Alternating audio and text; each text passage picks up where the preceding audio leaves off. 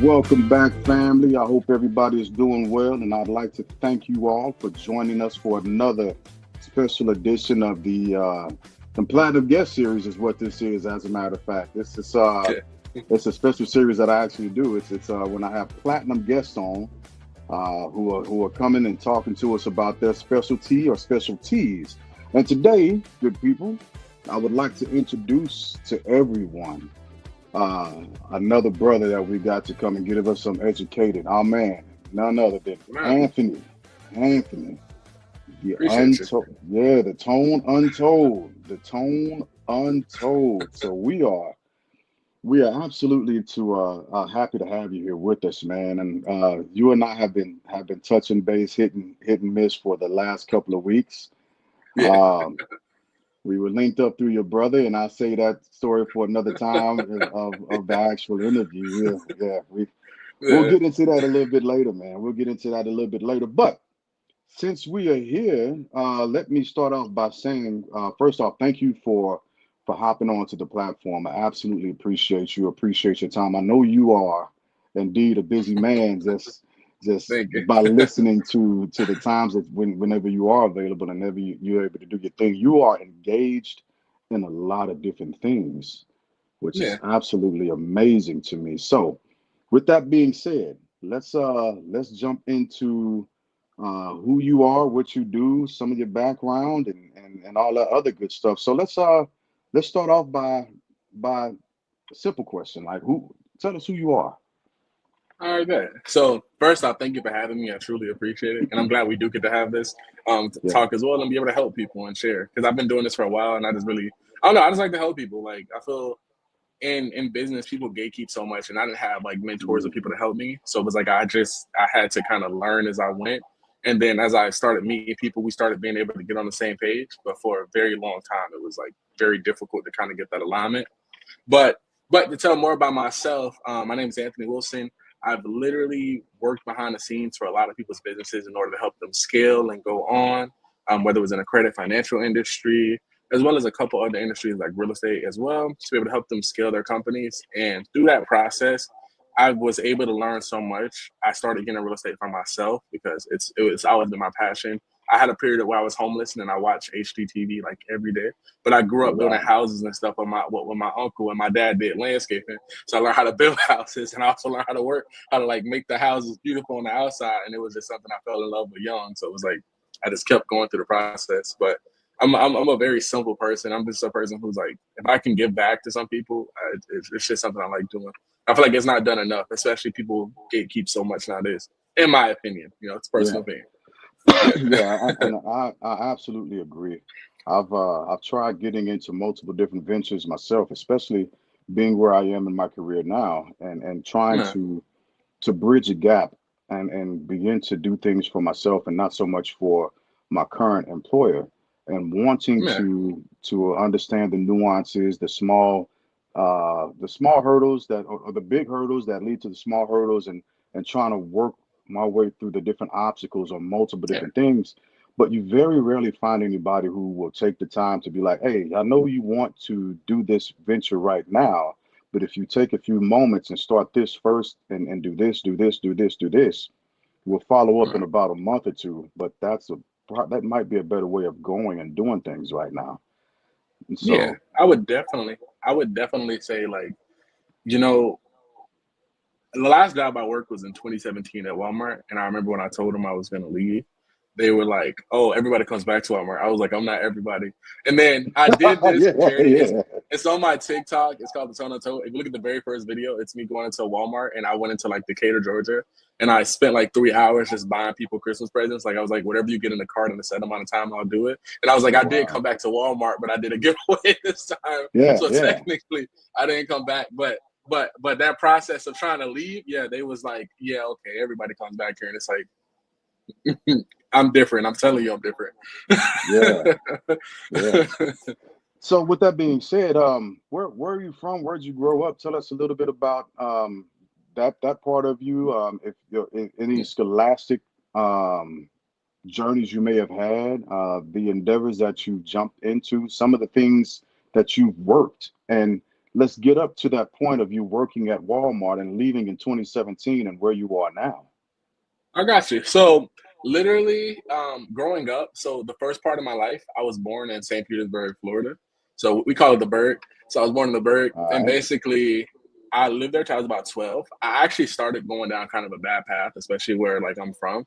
There's just a lot of like I can't say now, even though I do see it a little bit now, but it's like it's one of them places where you got three options. You're either really good at a sport, you sell drugs, or you go into the medical field. Those are like your only three options. Like Wow. being real, it's very hard to get out because Yeah. either the dope boys and everybody's out there, like they're on the corner, you see them, they will try to entice you, and unless you do some exceptional ball player, which there have been some made out, like my cousin made it out, you know what I mean? But it's like unless you're exceptional going on, it's just not going. So my mom, when I was 12 years old, she got married and moved to Atlanta, well, Gwinnett County, Lawrenceville. When I moved to Lawrenceville, that was when I kind of started getting a shift, and then I was able to join the 100 Black Men of America North Metro chapter around this time.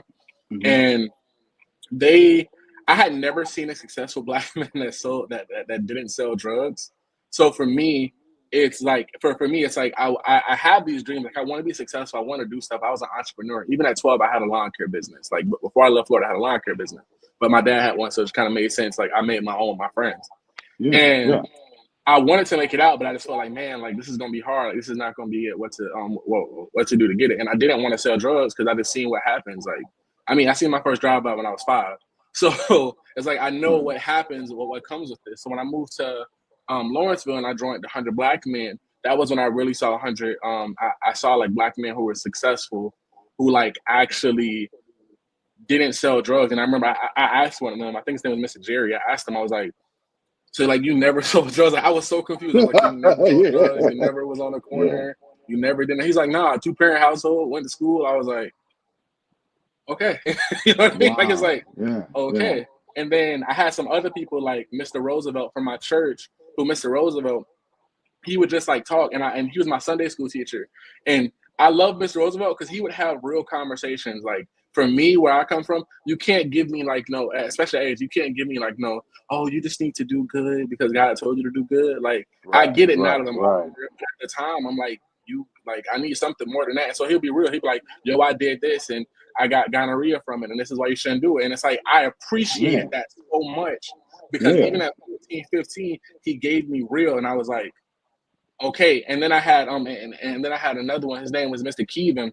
And this man is like, I never felt like I owed anybody anything growing up. But Mr. Keevan, I always felt like because of the conversation he had with me, like I had to be successful for him. You know what I mean? Like Mm. Yeah. it's like I want to be successful for myself. I want to do it for my mom, but I want to be successful for him because he believed in me. You know what I mean? And Yeah. so I remember I asked him one day. I was like, you know, how did you get a like because he had a beautiful wife, beautiful daughters, everything like that. I'm like, yo, how did you get that life? Like that's the life I want. And he told me, he was like, when he first met his wife, Miss Paula, they sat down together, and when they sat down, they split a burger, and he was like, I don't have much now. One was in Spelman and one was in Morehouse. He was like, I don't know, um I don't have much now, but if you stay with me, like I'll make it worth your while. And that to me was just like going. So that's why even now to this day, I always say exposure breeds inspiration. Until we're Oh, I love exposed that. to things, we don't necessarily, it's not that we can't be inspired, you just have nothing to inspire you. So it's like from seeing that. So as I moved up in Georgia, my stepdad at the time, he wasn't a very good man. I'm not gonna lie. My mom was very good though. Like he never did anything crazy. My mom wasn't going for that. But like growing up, growing up, and just seeing like not having much money, not having it really sparked the entrepreneurship in me even further. Like, okay, so I started flipping electronics.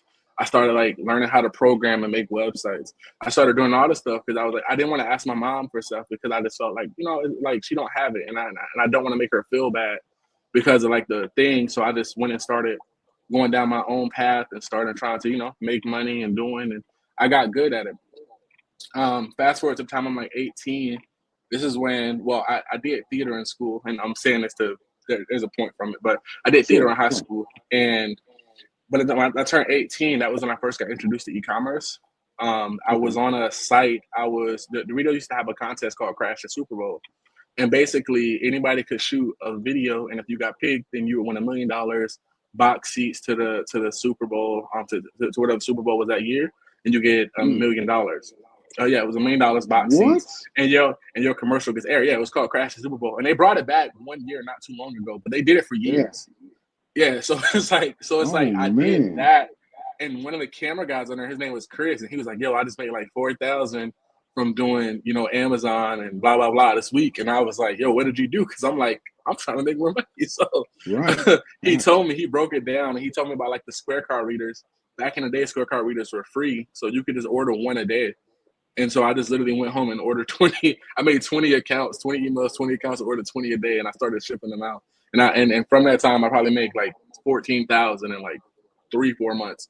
That was the most I had made up in that time in a short amount of time. So I was like, oh wow, like people really can make this amount of money. They really can do stuff. What were you doing? Explain that a little bit more. Yeah. So the little Square card readers people used to have back in the day, you could swipe them, right? Like swipe them and take payments at events for local vendors. Well, Square used to give them away for free. Now they're $10, but they used to be away for free on their website. So I made 20 accounts, and I would order every night at the same time. And then I made 40 accounts. Then I had 60 accounts, and so I was getting shipments every day, like the post office little bins. I had bins on every day, and it got so close. Me and the postal lady, she'll just be like, leave the old bin outside. I'll put it at your door. And we just work like that. So I was shipping out, and I was able to go. And it was like, I didn't really have to worry about margins because I got it free. Ship, unless I shipped 5 or more, my shipping was only like $2.37. If I shipped 5 or more, it was like $4.98. But if I'm shipping 5 or more at $8, that's $40. Like I don't care. That's fine. Yeah. So then that's great. Exactly. But around this time, this is where I feel like God started to humble me. Because I had started just getting better and better at my craft in terms of e-commerce and making connections and going on. And I skipped over. I was my class speaker in my graduating class. So I actually just found my speech last week in my Google Drive of like my graduating speech for the class, and it ended. And it was pretty cool. But I had like the streak and I went, but I never realized that I had a tendency to not necessarily. Okay, you know how something is normal for you, right? Like for you, it's like if you're LeBron James, somebody do a pickup game, it's second nature for you. Like you don't have to think. So a lot of the things that I had done, I have been told my whole life, oh, you're gifted, you're smart, you're this, you're that, you're going to be talented, you're going to be successful as I grew up and got older. And what happened is I created a superiority complex that I didn't realize because it was built on the fact of, oh, stuff came easy to me. And so I had a bad habit of unintentionally talking down to people. It's not that I've always been a person to give back, help, do whatever. But because for me, it's like, this is so simple. Why don't you get it? You know what I mean? It's like you're talking down, and whether what my intentions were or not, that's what's going on. So I was in the wrong for that. And so I feel like I started getting to the point where I was like, I can do anything. I can go on. Like, I'll go anything. And around this time, it was like a series of events happened back to back. First, Amazon limited my account for a velocity review. So all my money was locked up. Then I had a slumlord of a landlord at the time because I was helping my mom pay the rent and the bills and everything. So it's I was slumlord of a landlord. So he was like, oh yeah, you guys are fine going on. And then at the end, at the end, he went to the courts, and so we got evicted. And I paid all the money to catch up, but he was like, oh, you're still behind. But he didn't tack on his fees when he put it, so we didn't know the fees. So when I paid it, I took all the money that when Amazon finally released the hold, I went. So I had no money. Then both of my car engines locked up. Like we had an Equinox and an Expedition, and they both locked up. The engines locked. One locked from a oil leak, and the other one I can't remember why I locked up. But it's like, okay, so I got no cars, no anything. So then I go back to Florida. Me and my mom and my sister go back to Florida. We go be with my grandmother a little bit. Cause my grandmother also done bad, so we took care of her down there too. And like went, and then we had an issue with the family, so we came back and we were staying in an extended stay for like years, just trying to figure out what to do, what to go on. And it was like no matter what I could do or go and figure it out. And back then I didn't understand. Now I view it as God, like, if you're so smart, figure this out. Because a lot of times God gives us gifts, talents, and abilities, and we make them our identities instead of using them as tools. You know what I mean? It's like, God, I gave you tools, and you're saying this is your identity. You're not an electrician. You're just a person who's good at doing electrician work. You get what I'm saying? Absolutely. And so, so it became this identity going on. And so And going through that experience, it was just like, it really broke me. And I remember I got to the point, I told God, I was literally like, God, like, I'm not suicidal, but if this is all you have for me, you could take me now. Like, I'm not suicidal, but if this is it, like, you could take me now. Like, there's nothing here I really need anymore. You know what I mean? And so around this time, a hurricane hit, Irma and Maria hit. Like, I'm fast forwarding a little bit in the story, but around time Irma and Maria hit, and so FEMA, they started saying, hey, we're looking for home inspectors, and we're going on. So I'm like, they're like, oh, we'll get you set up. So I applied. I was like, cool. It was on a Facebook. This was like the most janky application. I thought it was fake. When I tell you, FEMA literally put up a Google document on Facebook, gave you all the requirements, and said, go to this site. That was the whole ad. It was just a Google document, fill in the form and send it. So like, you would think it's a scam, but something was just like, apply. So I applied, and when I applied, I applied to it, and it turned out to be real. And so I get a call, and they're like, hey, yeah, we think it's good. I got a call from Vanguard EMS. They're FEMA outsources the home inspection part to do claims. Yeah. So I get outsourced to them. And as I'm going on, I'm like, oh, this is actually real. And then my homeboy from Florida, he came from Florida to escape the hurricane. He came, and I was like, yo, bro, apply. So he applied, and they got him too. And so as we're going on, I'm saying like, yo, this is actually real. And then after that point, they're like, okay, you got to come to Dallas. You got to go. First time I ever took a flight. So I'm like, cool. Now, mind you, I had applied for local jobs, and for the first time ever, somebody actually said yes. Like during this time, I had odd-end jobs. That's why I didn't mention them. But the worst one I had was tree logging. If you do tree logging, God bless your soul. I respect you. You are an amazing person. You are much stronger than me. You know what I mean? But it's like, I had got a job at Golden Corral, and the man was like, I want to hire you. I'm like, I finally got a job, and I get a call from FEMA saying, hey, yeah, we want you. Yeah. and I'm like, should I take this job? Because I don't know how long it was going to be. So I was like, should I take it, or like, should I take the thing? And I was just like, listen, to be an entrepreneur, I tell people you got to be a bit delusional. And the reason I say that is because even before I fully embraced being an entrepreneur at the time, or a business owner, I've always been a risky person. Like I will take the risk. Not like in bad stuff, but I will take a risk to like do better for myself as long as this makes sense. You know what I mean? Yeah. So it's like, absolutely. So it's like, yeah. So I was like, I'll try the FEMA thing. I get a free trip. so I fly to Dallas, and I go to Dallas, and I'm like, okay, what are you gonna do? They're like, okay, you got to go to the Department of Homeland Security.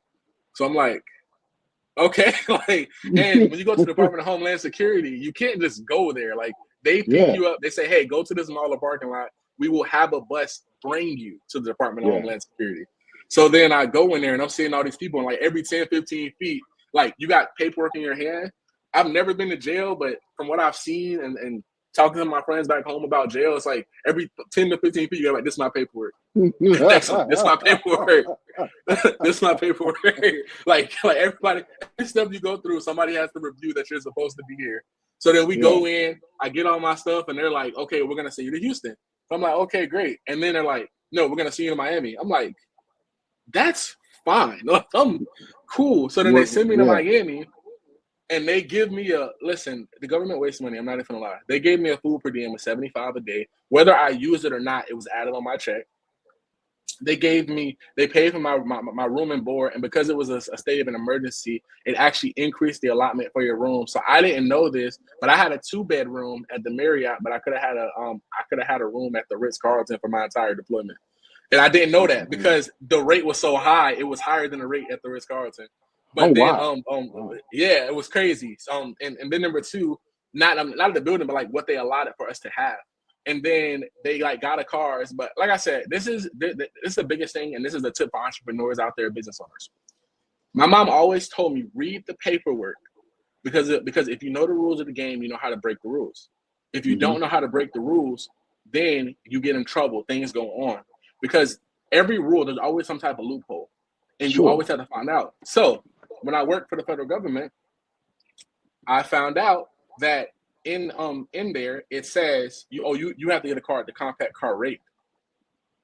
That's very specific wording, because they let you get a car and it says compact car rate.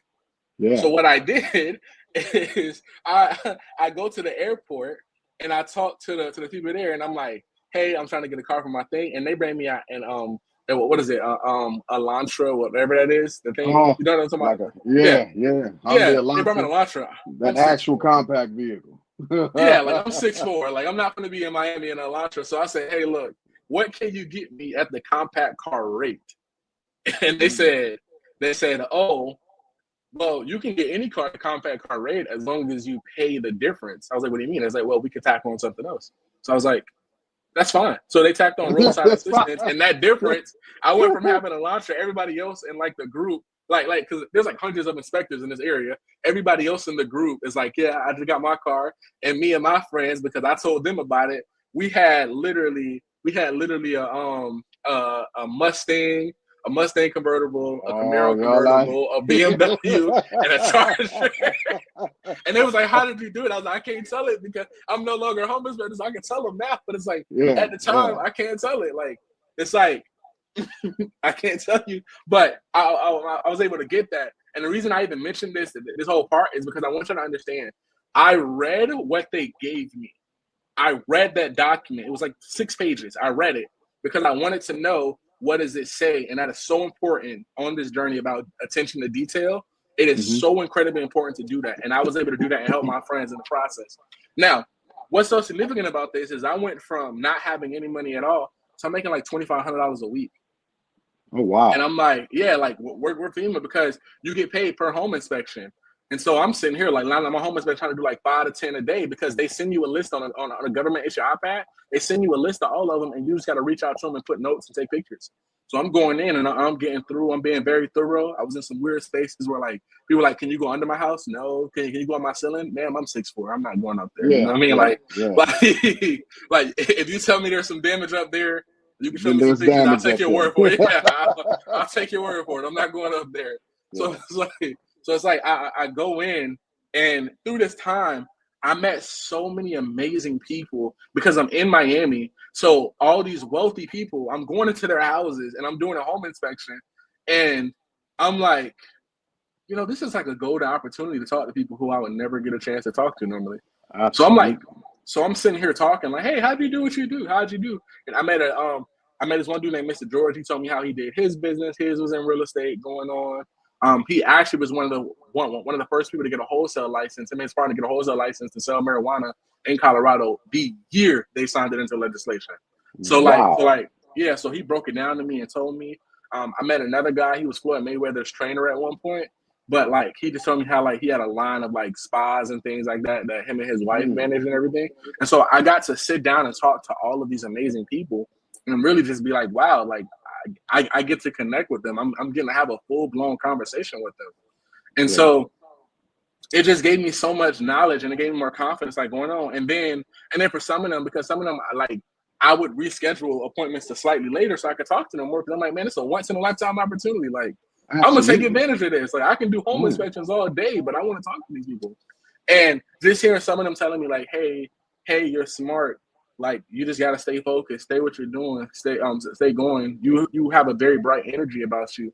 Just like don't let it be dimmed. It started to build my confidence back because I've been homeless for so long at this point that I'm getting kind of like, dang, like is it going on? It breaks your confidence in a sense. And it did. God needed to break mine, but he broke my arrogance and my confidence suffered along with it. And arrogance and confidence is two different things. A lot of people get those intertwined. Yes, arrogance says I'm better than you. Confidence says I'm good at it. And that's what people don't realize. I have one of my cohorts. He's on our Thursday night show. My cousin Dirt.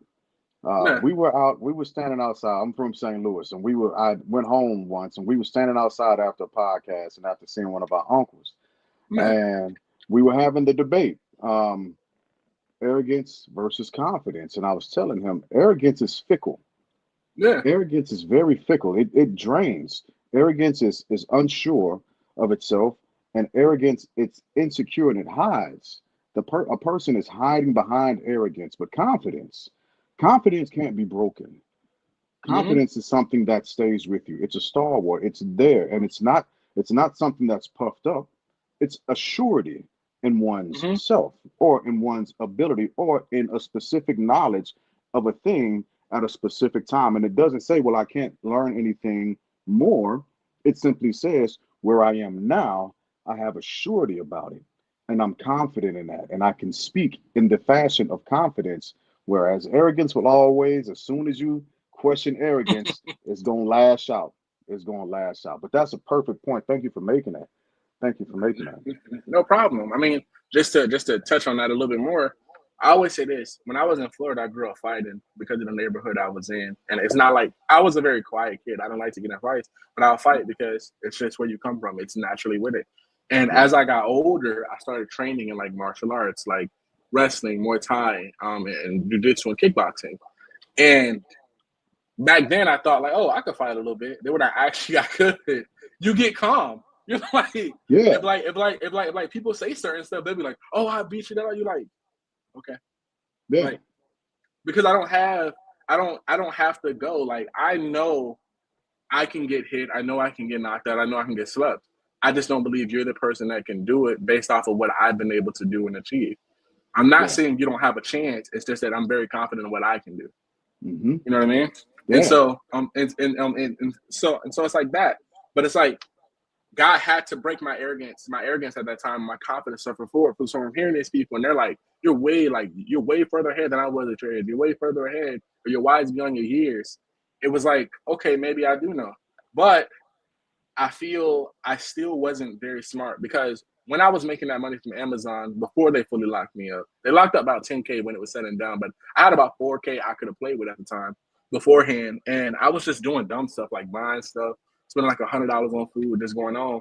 And when I was very young, somebody told me a spiritual person, a lady at my church told me before, she was like, you're never going to have to worry about money. And so I always say the version of Anthony that was told that was not the version that was going to receive it. And the reason I say that is because God gave me money when I made Amazon and I spent it frivolously. Then he gave me another opportunity to work for the government where I'm making like $2,500 a week and I'm spending it frivolously. I'm going to buy dumb stuff. I'm going to do this. I'm buying whatever I want going on, and I'm not being a good steward. So then he's like, hey, I got to take it away again because I've shown it to you again and you're still not ready. So then after all this other stuff with the government going on in a meeting, I went back to stay at my aunt's house in Florida, and I was on her sunroom. And if you don't know what a sunroom is in Florida, it's basically a room outside where like you can go, where like it's like no air conditioning stuff. So I slept in there, and I was just like building my like marketing agency and doing whatever I could in order to learn. So like trying to get back on my feet. And then that's when I was able to get that job at Walmart. And when I got at Walmart, my managers loved me. Like literally, my manager Don. That was my first manager. Kirk was my second one. When Don hired me, and I sat down for the interview, I'm fast forwarding again because that's pretty much all the major details from the FEMA side. Tell it the way you want to, brother. You tell it the way this about you, my man. It's about you. Yeah. So it's like I get to the part of working at Walmart, and I remember during the interview, the manager name was Don, and I needed this job. Like I really needed this job. Like I was like, man, I ain't got nothing like that. Nothing's working for me. So he goes in the interview and he asks me, the same list of questions that he says. So what are yourself in 3 to 5 years at Walmart? And I said, not at Walmart. He sat back in his chair. He's sitting over his chair writing. He sits back and he looks at me. He said, what'd you say? I said, not at Walmart. He's like, why? I was like, listen, I have goals and aspirations I want to achieve, but I'll be the best person you have working for you while I'm here. You won't have to worry about me at all. But to say I'll be here in 3 or 5 years is something I can't commit to. He was like, I've never had nobody be that honest with me. You're hired. Wow. Because I just knew. Yeah, I just told him, like, I'm not going to be here. Like, I'm here for it. And so as I'm working at Walmart, I'm meeting these people, I started out as a cashier, and I was a very fast cashier getting people through the line because I dislike slow cashiers. So I could have a full conversation with you and still be like scanning and stuff like, all right, your bill will be, you know what I mean? Yeah. And so from having that happen, I just got to have quick like 5-minute conversations with people. I like to call them like 2 to 3 minute conversations where I get to learn a little bit about them. They learn a little bit about me, and it's like I get to maybe get a tip from them. So I treated it as if like I get to learn something from who I'm talking to. Some people was just a pleasant conversation. Other people, it was, hey, I learned something. I appreciate the tip you gave me. Thank you. You know what I mean? Yeah. And so as I'm doing this and as I'm working here at Walmart and going on, I get promoted to customer service, which is, handling returns and all that stuff. And then Yeah. there, I get to have real conversations with people now. So, certain people, like, I don't know. I just can tell from somebody's demeanor whether or not they have something or they don't. And by have something, I don't mean money. It means they're interested. You know what I mean? Sure. And Yeah. so certain people, when they would come up, I'd be like, hey, going on, hey, what can I help you with? Oh, I need a money order. I need this, blah, blah, blah, right? And I would say, oh, okay, so what do you do? Because I just know. And they were like, oh, well, I own a construction company, da, da, da, da. I'm like, oh, okay. So then I start asking them questions because I want to get them real estate at this point too. I just know it takes time, but I'm like, hey, I might as well learn while I'm here. So I'm asking, and I remember one of those conversations I had was with a guy. His name was I can't remember. He was a real estate investor in St. Petersburg, Florida, but I can't remember his name. But we had a great conversation. He walked off and went around the corner and came back. He said, I want to leave you with one tip. And I was like, what? He was like, what's scarier than not knowing how much you're going to make every month? And I was like, what? He was like, knowing how much you're going to make every month. And I was like, what does that mean? He was like, Holy cow. He was like, when you understand that, it'll make sense. And so he left. And so for the rest of the day, I'm thinking like, how is it better? And I realized something. That's amazing. I could come work with somebody for 60 hours a week. They're not going to pay me more, especially if I get a salary job. They're not going to pay me more. They'll say, hey, thank you for taking one for the team. And there's nothing wrong with that. That's some people's goals. But like I said from the beginning, I had bigger goals. And then I realized that I was always capped at how much I can make a month with very few variation. So on 1 month, I may make $2,200, but I worked 80 hours a week to make $2,200. So you know what I mean? It's like I'm always capped. Yeah. And that stuck with me. Now, at the same time I'm at Walmart, I started building my marketing agency too, like helping people run Facebook ads and primarily Facebook. I tried Google ads, but I wasn't that good then. I'm better now, but I was tracking. So I started learning Facebook ads and I started working with clients. And I remember I had a lady, her name was Ms. Alma. She was a real estate broker out of California. And she gave me the best piece of advice that to this day, I love this advice. So she was a war refugee from the Serbian-Bosnia War. Oh, goodness. And she told me her life story. And when she told me her life story, the biggest thing that stuck out for me is she said, I want you to always remember this. Life will never give you what you deserve. It'll only give you what you negotiate. So always make sure you like the terms you accept. That's amazing. Yeah. And so that sticks me to this day. To this day, I appreciate that lady. That is the most powerful quote I've heard. I've heard a lot of quotes, but that is the most powerful one that stands out to me anytime I feel like I'm not doing enough. Say that one more time, bro, for the people in the back. I'm in the front and in the back, but I want you to say that one again. I like that. Yeah, life will never give you what you deserve. It'll always give you what you negotiate. So make sure you like the terms that you're accepting. That's great. Yeah. Oh man, that is profound. I love that. That's great. Yeah. That great. Quote, I was like, that's the best quote I've ever heard in my life. And I still use that to this day. So from going there and running that agency, I had this big deal that was supposed to happen where I was supposed to sign this big client going on and get them. And so I left Walmart. And the deal with the client fell out. It was a real estate agency in Australia, actually, in Canberra. So we were going to be their marketing team to help them do for all their agents. They had over 100 agents. So we're going to go, but then things went wonky and it kind of got out of whack. And it was a whole lot of logistical issues in terms of fulfillment that happened. Just basically, we didn't have the manpower and we didn't structure it properly to get some type of competition first before we started building out the infrastructure. So logistically, it was just too hard to fulfill. So that didn't happen. I already quit my job. So for the next few year and a half, I'm doing a little odd end freelance jobs and going on, maybe get a Facebook client here, Facebook client there. And then during the year that Trump came into office the first time, he dropped the stimulus package. And when he dropped that, I literally shout out to my mom. My mom is amazing. She's a pastor herself. My mom is amazing. So my mom, we both got our stimulus checks and we put our stimulus checks together. And I went and got a 2009 Chevy Malibu. And I remember it was a tropical storm going on in Florida at this time. And I just saw it on Facebook Marketplace. It was $1,800 to $2,000. I can't remember. I just know I paid $1,700 for it in the end. But it was $1,800 to $2,000. He listed it, and I came out and I saw it. I was like, "Mama, we got to go to this car dealership right now.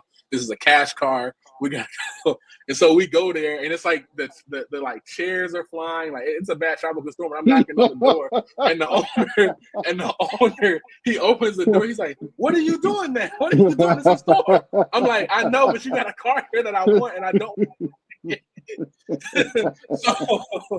so he's like, "Look, if you're here tomorrow in the morning, it's yours."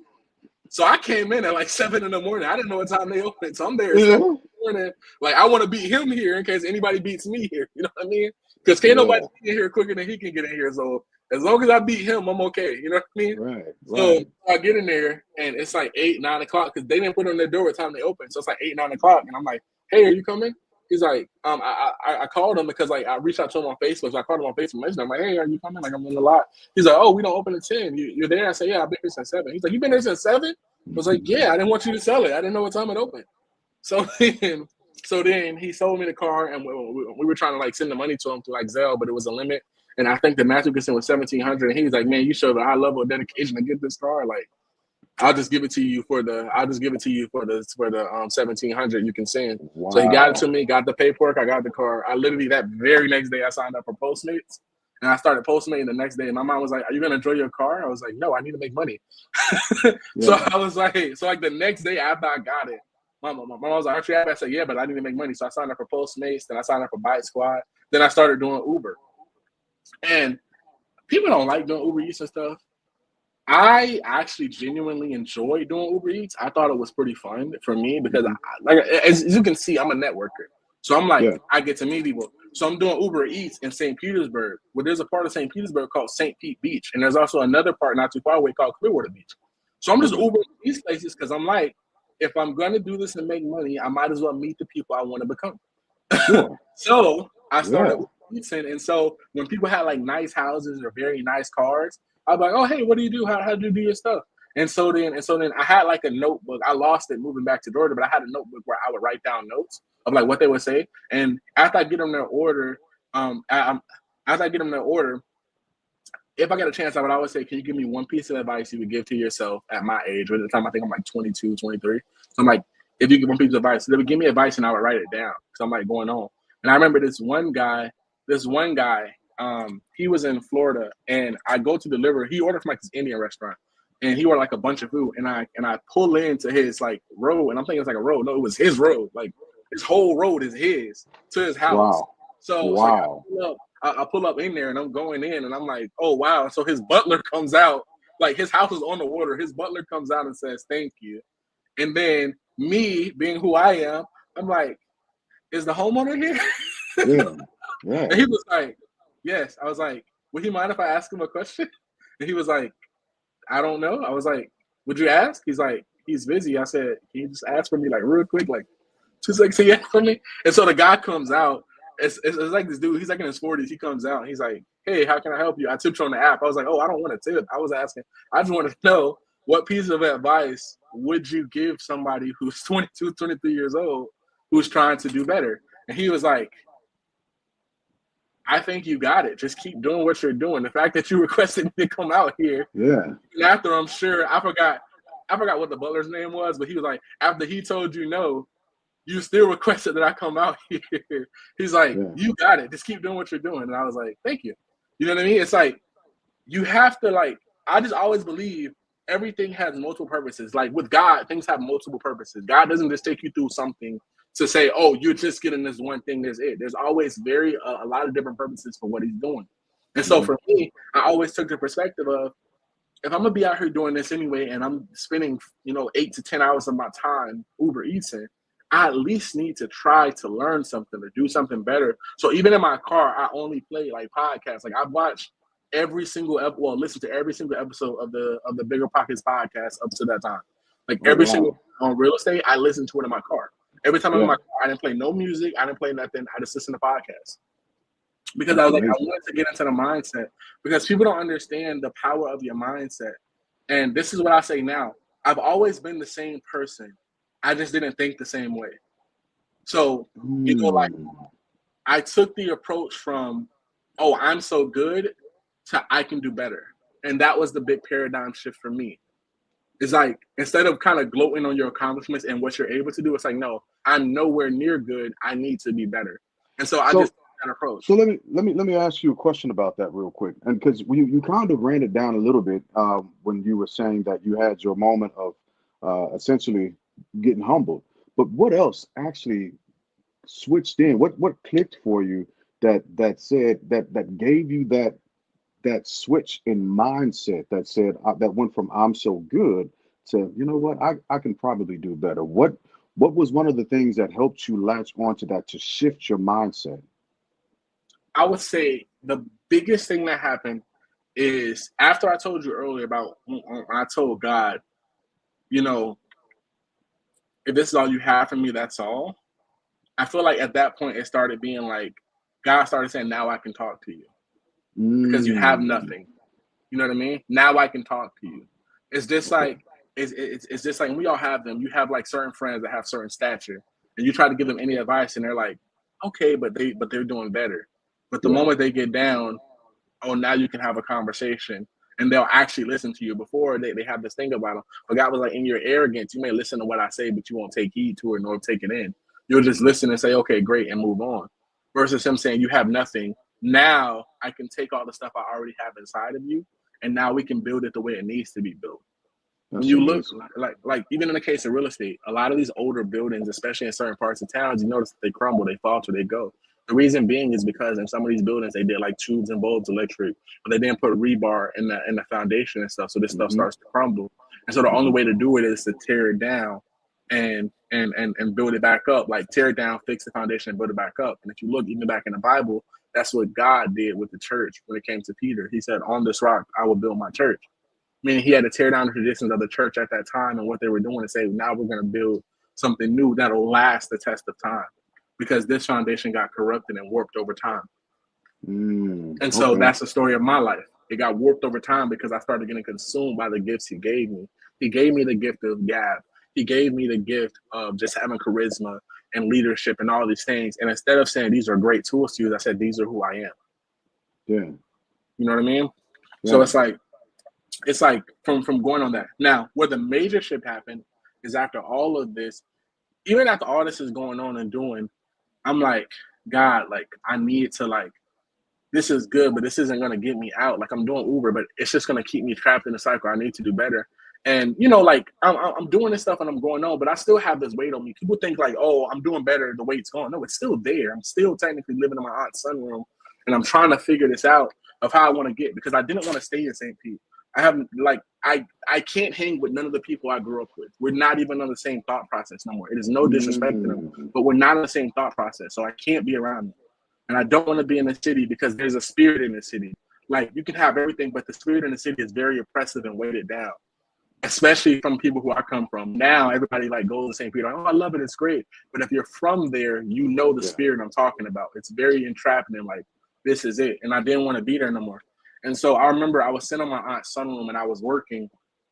And when I was working, I had a friend. His name was Matt, and he's like, yo, I just met this Russian guy in a bar, and da da da, and he told me to read Think and Grow Rich, and I started reading this book, and like I'm gonna start reading it, and then after that point, he called me like a couple days later, yo, this book is really good. It's changing my mindset. It's changing my stuff, and so I was like, what's it called? And he was like, Think and Grow Rich by Napoleon Hill. I was like, okay, so I Mm, started reading it. When I started reading that book, that was the first time I was able ever to connect like God and business. Because during this time, like, I want to do business, but like I've heard so many people do shady stuff in business. You know what I mean? Like I don't want to be that. And when I read that book, it made the connection to how God and business connects and how powerful your subconscious is. Like your subconscious doesn't have a moral compass. It only takes what you feed it. So it takes whatever you're feeling and takes whatever you say and put it together and creates oh and wow. and that's how it is. So it's like that's what the Bible says is life and death in your tongue. So if you say I'm always broke and you have a feeling of despair when you say it, you just took the thought and the idea and goes and now it becomes your reality. That's why you see some people that work 100K jobs and they're still broke. You know what I Hmm. mean? Because it's like Hmm. it's already creating it. Your subconscious says, "Oh, hey, he said this. He feels this way. Create it." It doesn't say, "Oh, this is wrong." It just says, "No, I'm going to create it." And that's why you have to feed your stuff good, like good knowledge, good fruit and stuff. And so I started reading it and it changed. And I remember like I'm working. I'm like, okay, I can do this. I can build. And I don't know. Something just happened one day. I was sitting at my desk working, and at like this table my aunt had at her thing. It was like a cookout table. And so I had, it was a square when I would work on it, and I just sat back and I was just like, I listed out everything I felt over the past 5 years. Like the whole time I'm homeless, I'm like, God, I didn't like this, I didn't like this, I didn't like that. This happened, I didn't think this. This is like a 15-minute conversation. If you didn't, if you would have watched me, you're like, this man is crazy. He's talking to himself for 15 minutes straight. But I'm sitting here listing everything out. Like, God, like, I don't like this. I don't like this. I don't like this. I don't like this. I don't like this. And by the time I got done, and I was like, and I'm okay. And for me, out of everything that happened, that went on, and I told you, that was the first time in my life I ever admitted I failed.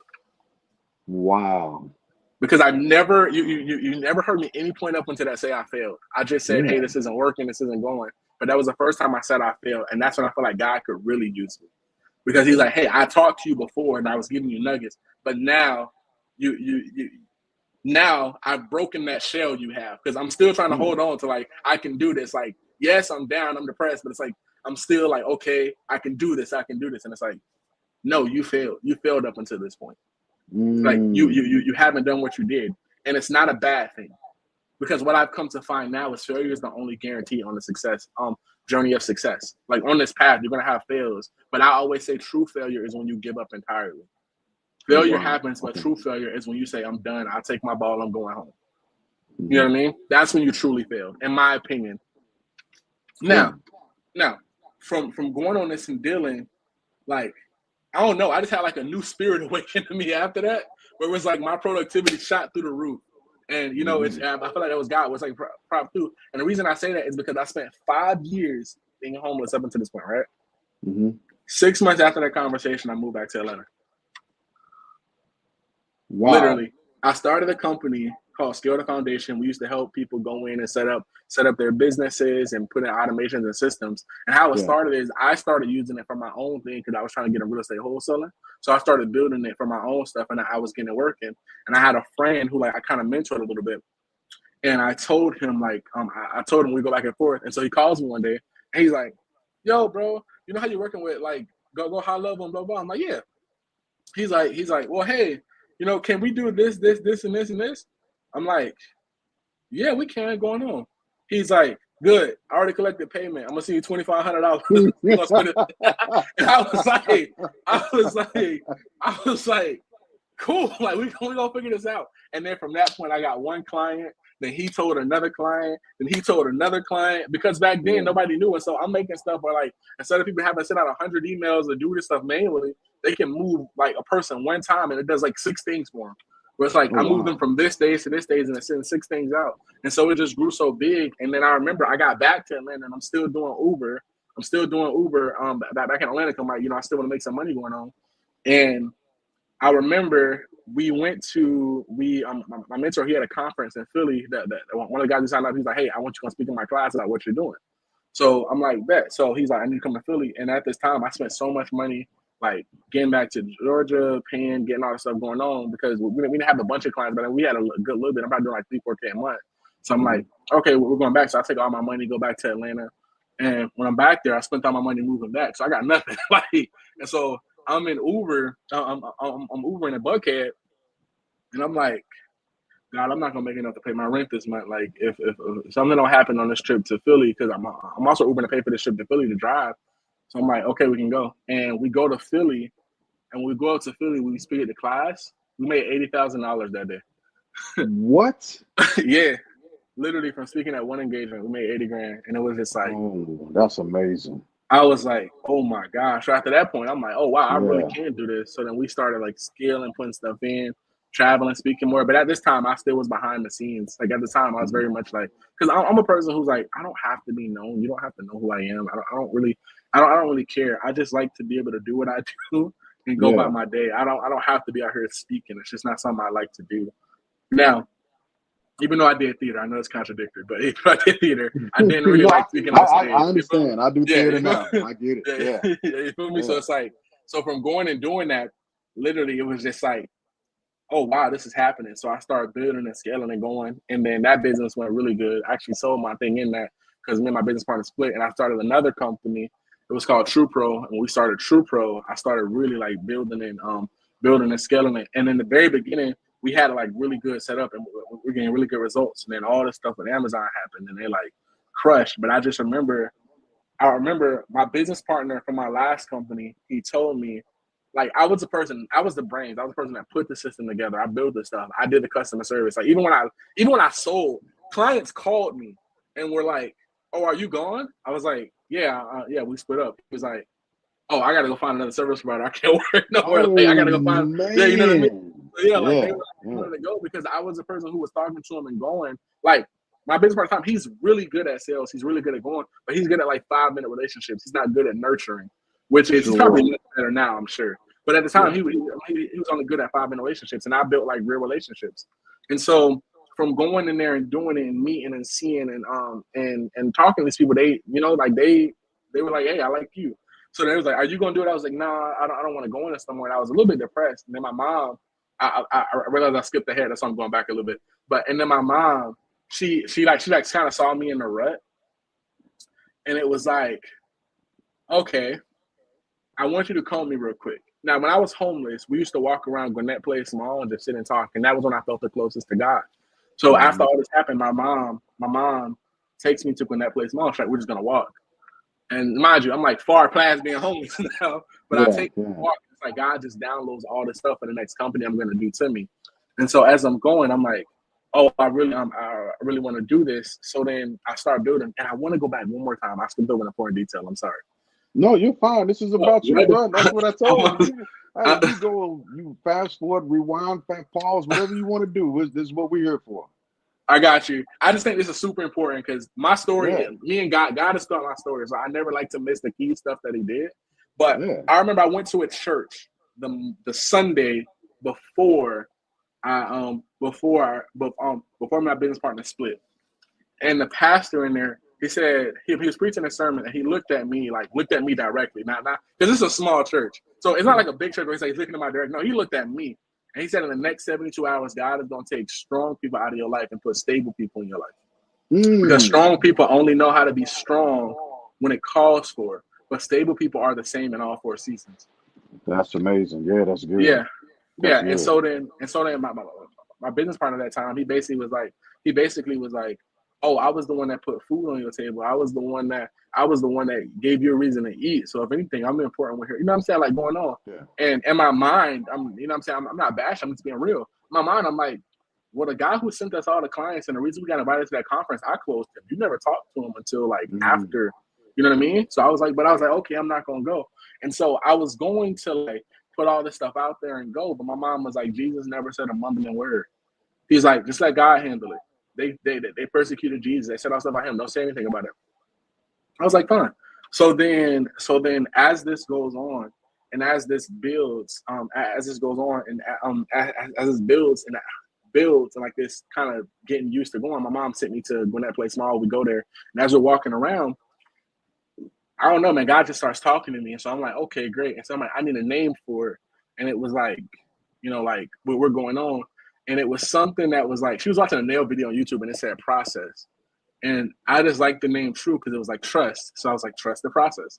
And so we called it True Pro because it was trust the process because we were in a process. And so I told my other business partner at that time, I was like, hey, I want to do this. And I was like, I want to make the Bible verse, Jeremiah 29:11, like the company verse, Jeremiah 29:11, for I know the, what is it? I'm drawing a blank now. For I know the plans I have for you, plans to prosper you and not harm you. I'm paraphrasing really bad, but basically we did that. And then my business partner, I told him, he was like, that's how he knew it was God with him too. Because when that happened for him, he in his wallet, the scripture inside his wallet was Jeremiah 29:11. And it's a very popular verse. So people may say, oh, it's just a popular verse. But the thing about it is a pastor told him years ago, like, there's going to come a time when God is going to confirm his word to you. And he looked at him directly. He's like, when God's going to confirm his word to you, and in that moment, you will know that it's God speaking to you. Because this business partner was like, he didn't trust nobody. He was like, I do stuff myself. I don't want to go. But he was like, once I heard you say that verse, it just clicked in my mind. Like, this is the moment the pastor was talking about. Because this was brand new. We had nothing. And so then we're going in and building and things are going, and we go speak. We go speak on somebody's podcast, not podcast, but their class, like their mentorship. And we speak. That first month, we did like over $250,000. Like the Oh first my month, goodness. like we were That's, fully up. So it took us 6 months to build it, and then we did over $250,000. And the reason I yeah. bring that up is because my last business, our biggest claim to fame was like 100 and something in like 45 days. No, 100 and something in like 90 days. But in this one, I just did it in 30, and I did almost double. You know what Yeah. I mean? So it's Yeah. That's like awesome. just going on. So it's like, oh wow, we're building. So we start building, and I scaled this company like to over 200 employees as we go. And we had ups and downs. Listen, business is the most competitive sport you're going to be in. I grew up Sure. playing football a little bit too, but like business most competitive sport to be in is 24/7, and you're always like it's up and down all the time. But what I learned from scaling a company that big is like what it takes, because then I got to meet an even higher class of people now who like, oh, this person's worth 80 million. Like I remember I joined the mentorship with my mentor. He said in Tennessee. His name is Taylor Wells. Shout out to Taylor. And it's like I remember I'm in there and I'm thinking like, okay, I'm doing like $250,000 a month. I'm doing like really fine. Like I'm happy. I get on there and there's this dude. He's like, yeah, we're kind of struggling to scale past 2 million a month. We really buckled our systems down, but we don't. And I'm just like, all right. You know what I mean? Yeah. Yeah. All right. Yeah. It goes on. So Wow. it's like, okay, so you reach one high. Like if I go tell all my friends this, they like, yo, you on like some Mayweather, you balling, you doing this. Right. I mean, Right. these people, they're like, wow, you're doing really good for starting out. I can't wait to see where you. It's not to be mean. It's just, you know what I mean? It's like, so it just goes to show you that no matter how high you get, there's a higher threshold. Trust me. Yeah. So Yeah. it's like I'm getting to meet these people and talk to these people and get. And I like during this process, like dude, through all the stuff I've done from scale on to this point, I've learned business credit, I've learned how to like scale companies, I've learned different businesses, I learned structures because I worked with so many different ones. So by the time I scale mine, when I put the infrastructure in place, it hit from day one. But it's like if you look at it, you're like, man, he was really good. But it's like, well, I had a whole bunch of failures before that. And Yeah. then Yeah. even though I helped some people scale companies, I didn't help everybody scale their company to 6 or 7 figures. I had like 4 or 5, I got to 7, and a lot of them I got to 6. You know what I mean? Because scaling to 7 figures is scaling. In order to get to 7 figures, you have to cut your ego out a lot, and that is very hard for people to do. So from doing that, I've learned so much to going. By the time I built my company and scaling, and as we go, we changed the name to another name, and God did not like the name. Like he did not. I'm telling you, like, and it's crazy. People are like, oh no, that's just crazy. No, the month I changed the name, my payment processor died. I'm talking about everything Oh. like just went Oh down. my Like it gosh. disrupted everything. And Holy so cow. yeah, and so my mom, she came to me and she told me, she's like, God is not happy about your name change because you didn't consult him, and he doesn't want the name that you use to represent him, because we wanted the company to represent God. And so from going there and doing that, it was like, okay, so we changed the name back, everything picked back up. Payment processor gets fixed in like a week. Like you can't Wow. make this stuff up. Like payment processor Wow. get fixed like a week. The ads start hitting again, everything starts picking back up. And it just goes to show, like, you can be going down the right path and make a wrong turn. God is like, I'm not there. And then he'll show you, like, you listen, turn back around, go back, and then continue where you was at. And that's a lot of amazing. times we try to beat God somewhere thinking like, oh, I want to turn this into this, because we just wanted to make it a parent company and be able to have different ventures. And God's like, no, this is for this. You're going somewhere else with it. This is for this. And so from going in there, we went, and then they started to get really bad towards the end. Like I'm just fast one a little bit more. There's not a lot of significance there, but it started really bad toward the end, and me and my business partner split due to like personal reasons and different issues going on. But we're all still cool. There's no beef or anything. It's just, as you go on, people do split up. You think it's a lifelong Sure. marriage, but a lot of times stuff happens along the way, and you start to move. That's happened to my first business partner with what's his name? I don't want to say his name because I don't want to bash him. Like I think he's an amazing person. I think he's very talented. I think he's very good.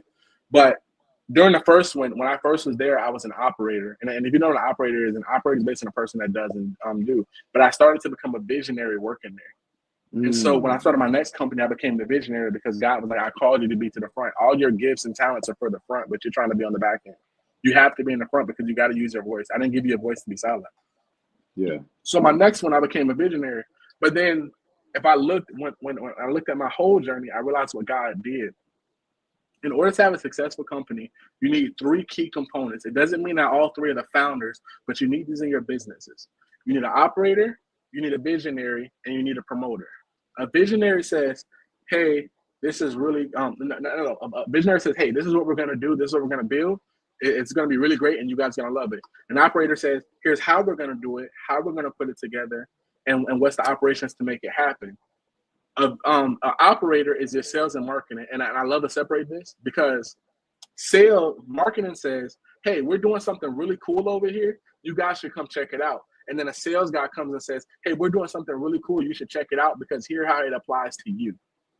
And so that's good. And so when you look at it down that lineage, God, like between that time, like when I was younger, I worked in car sales, I did cable sales, I did a lot of stuff. I was like, okay, I got sales experience.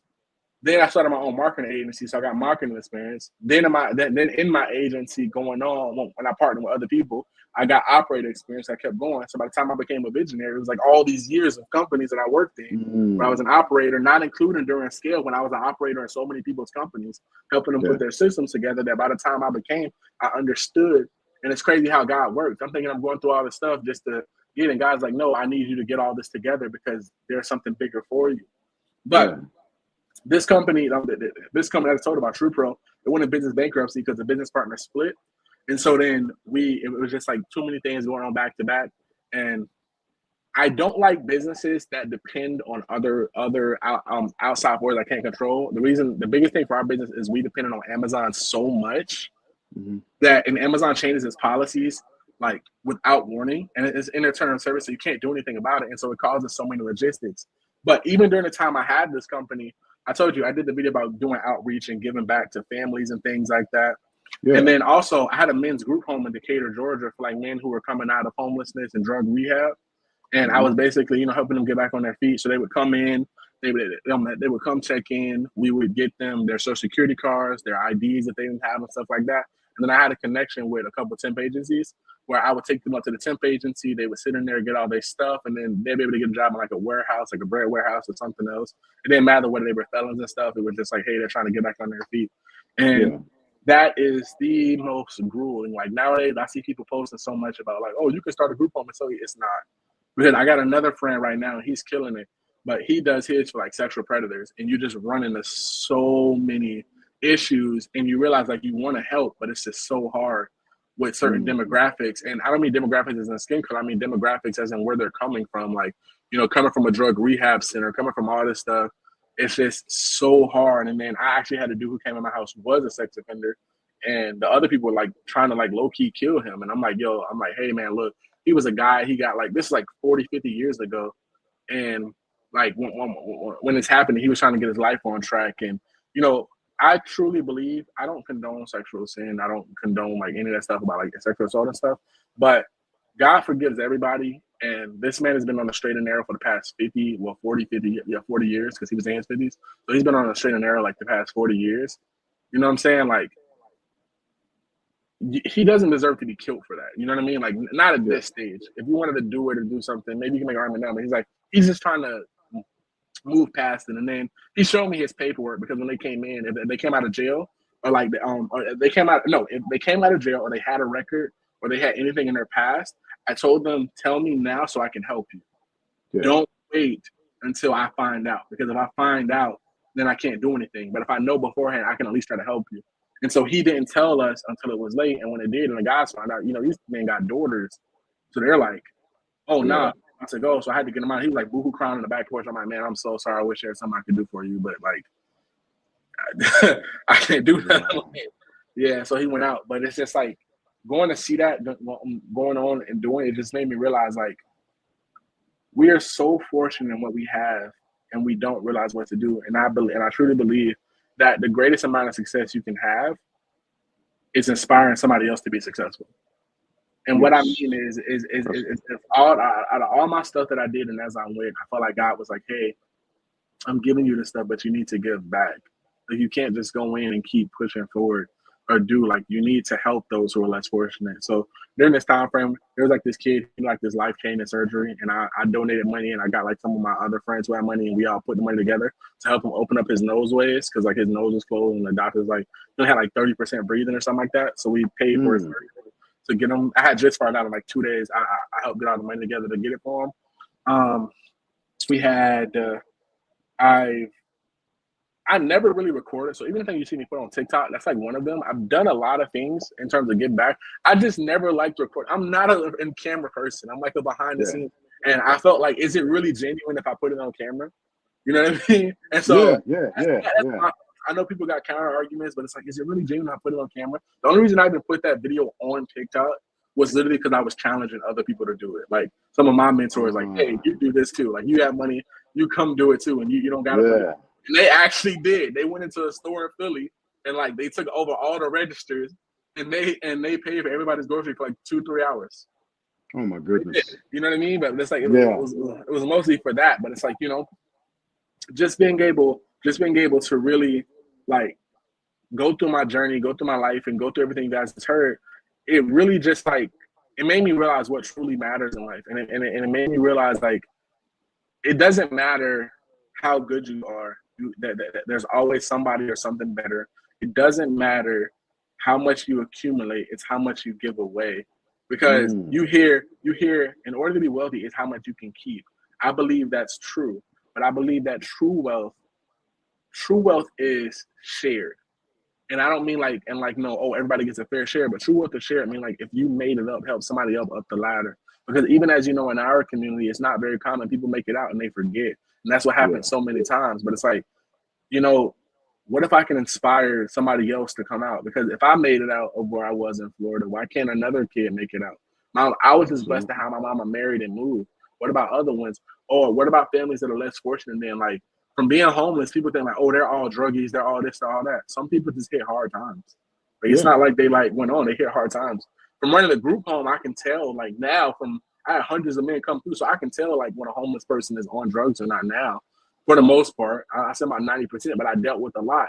But from having sat down with some of these men, like I've sat down with over 60, 70 of these guys, like one-on-one, and learned their life story, because I would actually go sit in the back with them and just talk to them. Like, I'll sit in the back porch and talk with them.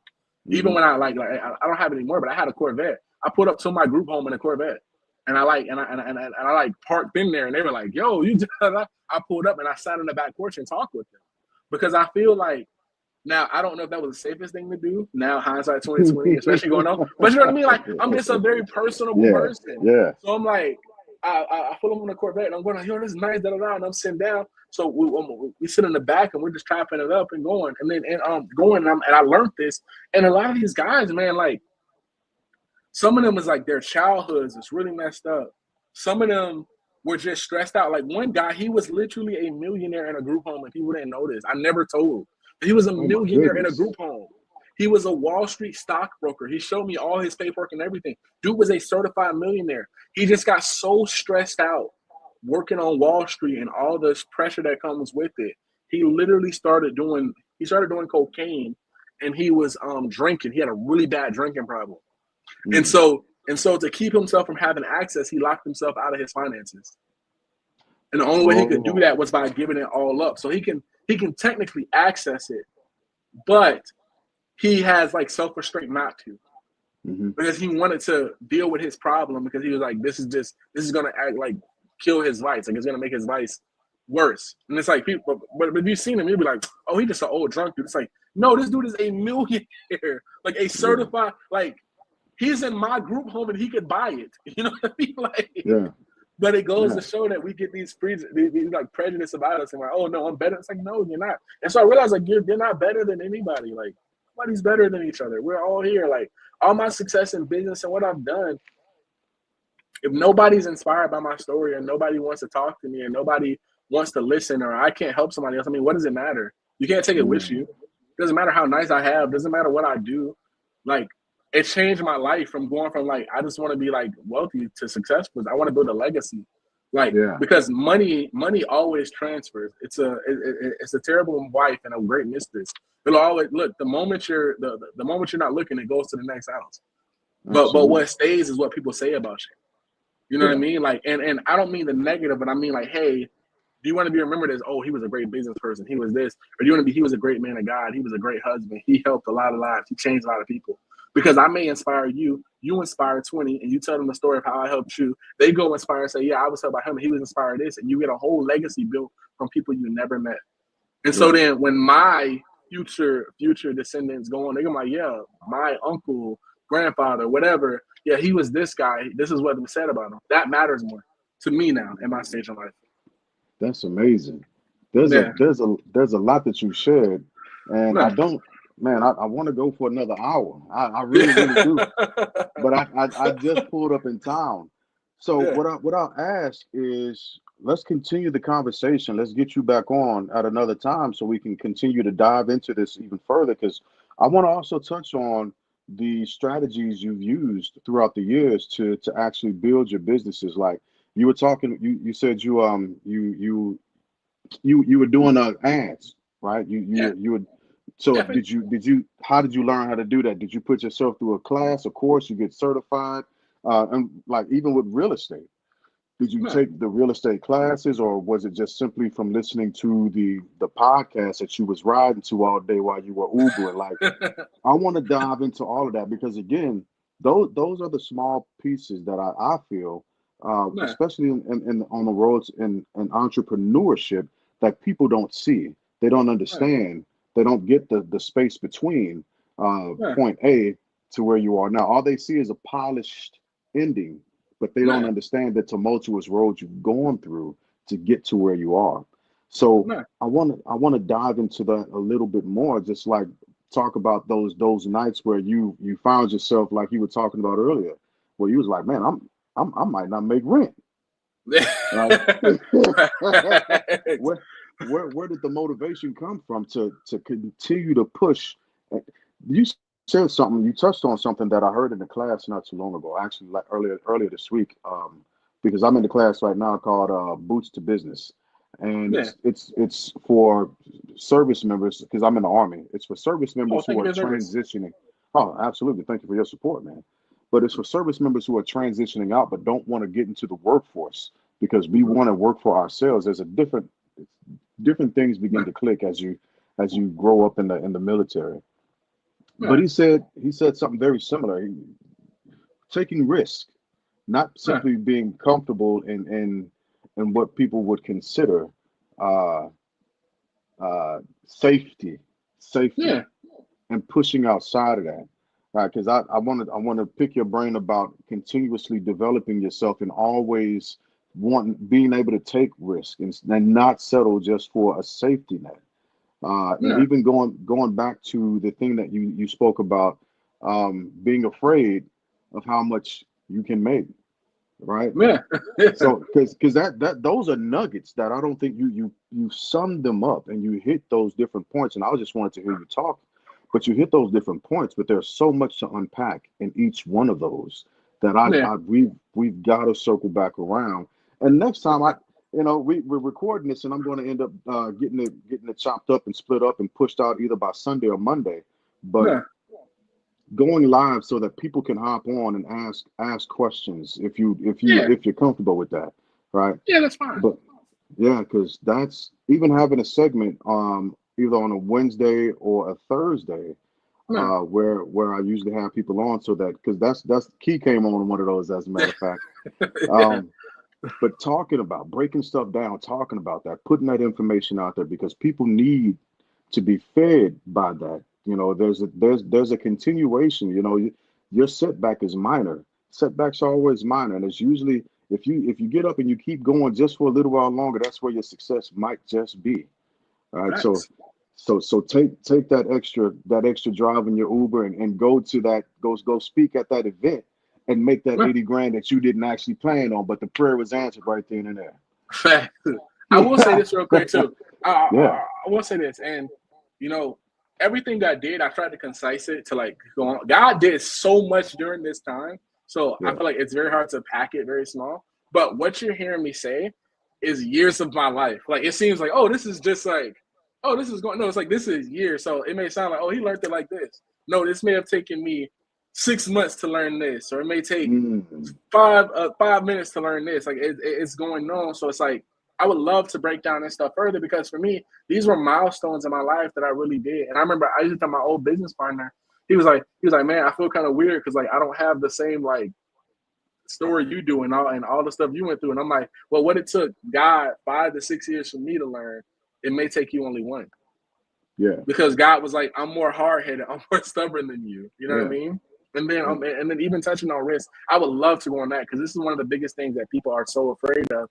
And I feel like I always present a counter argument to this, especially when, like, I never discourage nobody not to go to college, but I always say this: we live in a university in a time today where unless you have to cut me open or defend me before a judge, I don't think you should have it. I don't think you need a degree. We can argue. You know what I mean? Like it's real. So I would love to circle back and let people ask real questions because I want that. Like I said, like I just want to be able to say, hey, this is the stuff I learned. Just ask. Like I don't care if you think it's a dumb question, so just ask. Like you never know. This stuff I've learned. I've been in rooms that a lot of people haven't been able to get into where there are multi-millionaires and they're low-key people you'll see dressed in like pads. Like I remember I went to a meetup with them and I'm in here in like Balenciaga shoes and these nice jeans and everything. These men are in here in like Skechers and New Balance. Like, and they're like, stuff. And I'm like, yo, I'm overdressed. You know what I mean? It's like, pick my brain. Like pick my brain because people do pay me for consulting. They do pay me for stuff. They have in the past as well. And so it's like, pick my brain. Like if you get the chance, just ask because I want to do this. This to me is like ministry. This is me giving back in a form of ministry. Yeah, and in the future, we'll be on the phone doing one-on-one stuff a lot because and I think I told you this before. Like, there's a lot of stuff that I'm pushing to do as I sunset this current career. It's opening up chapters and venues that I'm a risk taker. I love taking risks. I'm always there we go. I'm with it too. Let's just see what happens. Let's jump in. Let's figure this out. It might be okay. We might get burned a little bit, but at least we'll be able to have enjoyed an experience, right? But that's stuff we'll talk about a little bit later, right? But before we go on the podcast with every single guest, we do something called Final Thoughts. We do something called Final Thoughts. And so just for this one segment, not for future, just for this one segment, it doesn't have to be anything you touched on tonight. It can be something that you just went through today and you had a thought on or something you're thinking about for next week. Give us a final thought. Give us a final thought for this. Okay. If I give one final thought, I'll tell you this. We all go through struggles, trials, and tribulations in our lives. We all deal with problems and issues that go. Just because you're going through something does not mean God has left you. A lot of times it means that God is building and growing you. And yes, there are certain times where God may punish you or chastise you for stuff you've done because it's in his word, but it all serves for a greater purpose. So please know that where you are may not be where you're always going to be. It is maybe where you have to go through to where God needs you to be. Oh, that's wonderful. That is wonderful. And I'll get a final thought in also. I might as well. I've been listening. So on this upcoming weekend, Memorial Day weekend, this is for all of my brothers and sisters in arms. Let's take the time, as well as my fellow Americans. Let's take the time to remember those who actually have paid the ultimate price and sacrifice for us to enjoy and be able to enjoy what you see happening right here, right now, having a freedom of speech, a dialogue, being able to live in our country the way that we have been. We're not perfect by any stretch, but we are still striving and pushing forward. And that's the thing that's important. So those are my final thoughts to all my brothers and sisters in arms. I thank you for your service and your support. To the ones that we've lost through conflict, I thank you and your families for the ultimate sacrifice. The ultimate sacrifice. So with that being said, don't hop off just yet. Give me a second. But with that being said, as always, I thank you all for listening and tapping in to us and listening to Mr. Wilson, Anthony Wilson, yeah. Tone, right? Go check him out. On TikTok and Instagram, just as a reminder, as the Tone Untold. Follow him, check him out. Send him questions. Probe his brain. He is willing to speak. He's not a gatekeeper, as they call him, right? Yeah. So as always, family, thank you all for coming out. God bless. And thank you for being able to come on and share your story with us, Tone. I definitely appreciate it, man. I definitely appreciate it. It's time well spent, and I can't wait for the future, man. It's going to be amazing. Absolutely amazing. Yeah. So with that being said, family, thank y'all for hanging out with us. God bless and good night.